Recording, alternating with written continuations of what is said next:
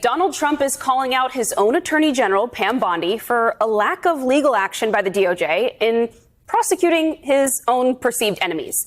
He posted just last hour, quote, "Pam, I have reviewed over 30 statements and posts saying that essentially same old story as last time, all talk, no action, nothing is being done. What about Comey, Adam Shifty Schiff, Letitia, question mark, question mark, question mark?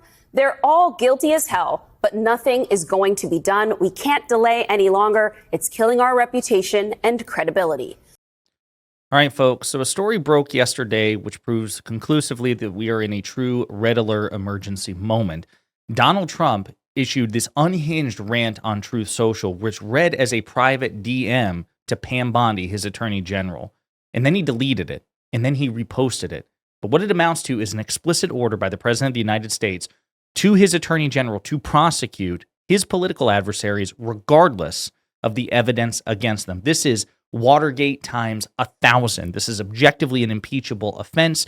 This is perhaps the most overtly corrupt Donald Trump has ever been, and that says something when you consider what he has done, not just in the past week or 2 months, but since he began his political career. It is escalating, folks, and we have to take it seriously. But before we unpack all that, if you end up liking this video and you want to support the channel, please be sure to hit the like, subscribe, and alert bells before you go. All right, let's take a look at the full Truth Social post, and then we actually have a clip of Trump being confronted about it by reporters, in which he kind of doubles down. He says, "Pam, I've reviewed over 30 statements and posts saying that essentially, same old story as last time, all talk, no action. Nothing is being done.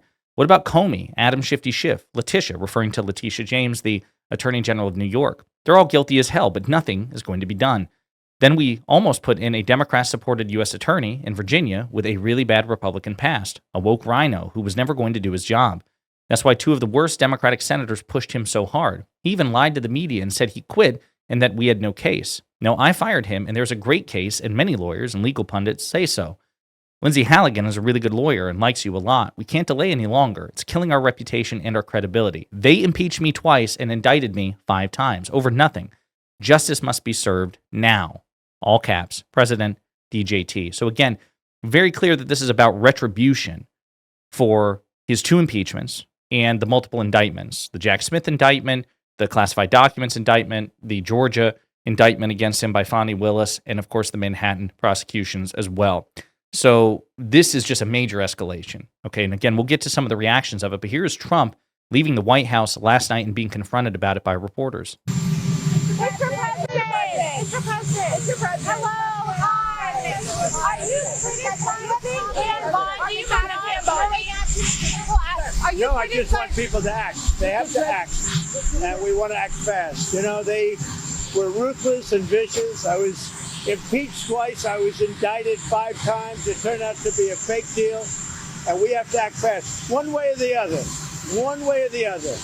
They're guilty. They're not guilty. We have to act fast. If they're not guilty, that's fine.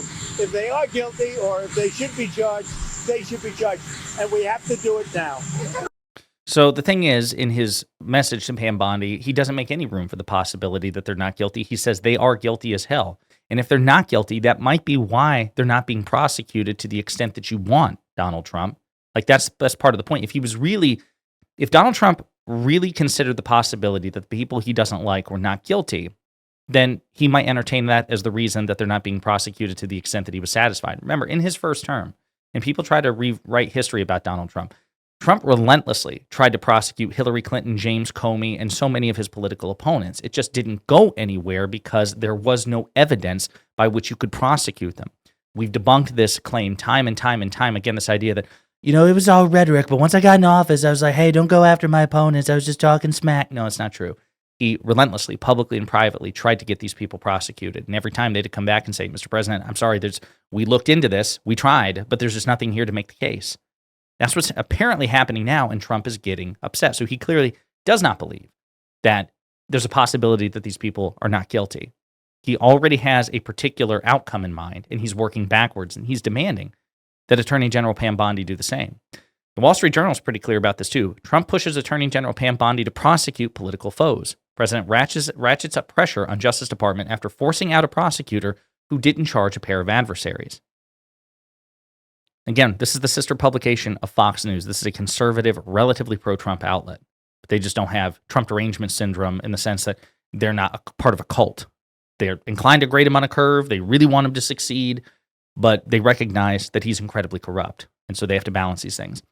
Donald Trump all but ordered Attorney General Pam Bondi to prosecute his political foes in a series of weekend posts that questioned the lack of action and named one of his former personal attorneys as a new prosecutor to helm some of the investigations. Trump's demand came after he ousted a top federal prosecutor in Virginia who was pressured to bring criminal charges against James and Comey, Letitia James, again, James Comey, but hadn't done so. Later on Saturday night, Trump said in a gaggle with reporters, "I just want people to act. They have to act. They have to act fast." We just played that clip. The series of comments were Trump's most explicit demand to date that Bondi target his enemies and showed how far he has gone in asserting control over the Justice Department's traditionally independent decision-making in criminal investigations. Quote, "There's no hiding the political retaliation and weaponization," said Adam Schiff. Quote, "It's all out in the open." Lawyers for James and Comey did not immediately respond to requests for comment. Trump in an earlier post said Bondi needed a, quote, "tough prosecutor to lead the U.S. Attorney's Office in Eastern Virginia," where on Friday he forced out Eric Siebert, a veteran prosecutor who was pressured to bring charges against James for alleged mortgage fraud. Siebert's office hadn't been able to build a case that establishes James knowingly made false statements to obtain favorable mortgage terms on a second home in Virginia, people familiar with the matter said. The office also hasn't acted in an investigation into whether Comey, another vocal Trump critic, lied during 2020 congressional testimony regarding the FBI's earlier investigation of Trump connections to Russia's 2016 election interference. And again, she was a former Lindsay Halligan, whom he referenced in the second version, because he made a post. Then he deleted it. Everyone was like, ooh, that must have been, it looked like a direct message to Pam Bondi that he might have meant to have sent via text or via True Social DM. So he deletes it, then he reposts it. And in the repost, the one edit that we clocked was when he said Lindsay, he changed it to Lindsay Halligan. So he identified a person. He's like, ooh, this is a good person. And she is a former Trump personal attorney in 2022. But prior to that, she worked as an insurance attorney. So again, she would be woefully unqualified for the job. In her work as the president's personal lawyer, Halligan was involved in a defamation lawsuit against CNN, and a federal judge tossed it in 2023. So not really a good record. I'll also point out that if I can bring it up here, like even Fox News is talking about this as well. I don't know why it keeps. Let's see. Trump put the heat on Attorney General Pam Bondi Saturday, demanding the prosecution of a list of adversaries in a social media post that he quickly deleted. So again, he posted it, deleted it, and eventually posted it again. This is not good, folks. It's just really, really not good. I want you to hear some commentary from Elie Honig, who is a top CNN legal analyst. He's here on MSNBC, though, taking an interview. And listen, Honig has been fair to Trump. Honig was a vocal critic of the Manhattan cases that were brought against Trump, the ones that actually resulted in 34 felony convictions. He felt that was lawfare. So this is not like some, libtard, libcuck who just hates Donald Trump. Okay, this is a guy who has been very generous to Trump in the past, even the recent past. So here's his legal analysis of this.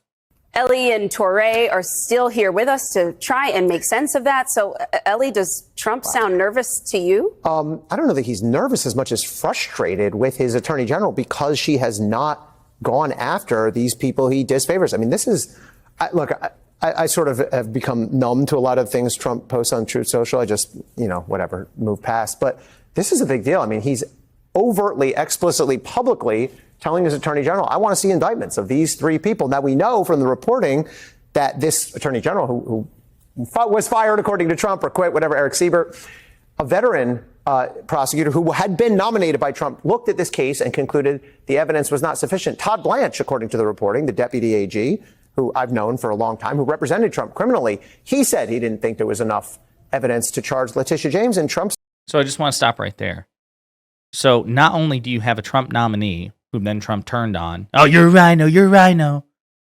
Who's a lawyer. Trump is not a lawyer. Trump doesn't know what the hell he's talking about. This guy is a veteran lawyer. He's like, dude, I know what I'm talking about. You don't. So just shut up and let me do this. And I'm telling you, there's not a case to be made here.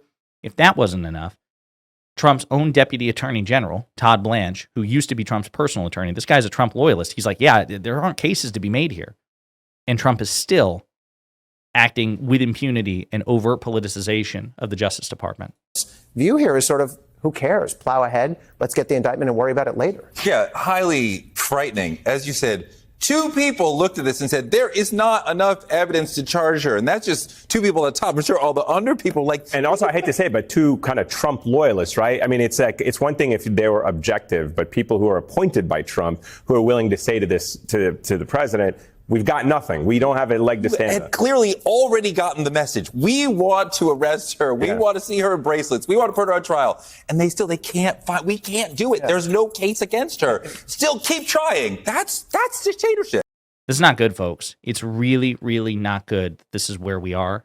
This is, again, Watergate times 1,000. And this is something we should all take seriously. We have never seen, certainly since the Nixon administration, in which post-Watergate reforms were instituted, to create a barrier of separation between the political operation of the White House and the Justice Department. Trump has just bulldozed those, and he's issuing direct public orders to the Attorney General to prosecute his political foes, regardless if a case is there to be made.